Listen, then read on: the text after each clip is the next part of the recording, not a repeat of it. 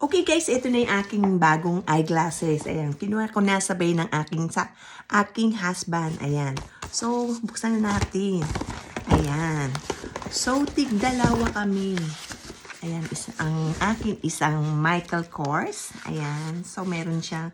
Ito yung isa, pag second pair is 2 euro la. 1 euro. Ayan, pero kasukat na.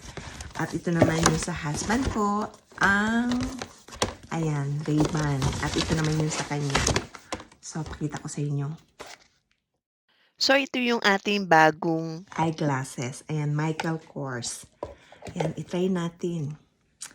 Ayan, ito yung kanyang side. Ayan, mahilig ako sa gantong cut. Usually, gantong lahat yung kulay ng aking mga eyeglasses. Parang hindi ako nagpapalit. So, ayan. O, diba? Ayan, progressive siya. Ayan, pwede kong pang reading at pwede rin pang tanaw sa malayo. At ito naman yung isa. Ayan, so ito is, second pair is 1 euro lang. Ayan, pero naka-progressive din siya. Ayan, ganito dito kasi. Ayan, meron second glasses na parang libre siya. Ayan, so isukatin natin. Ayan. So, ito ang ating bagong eyeglasses.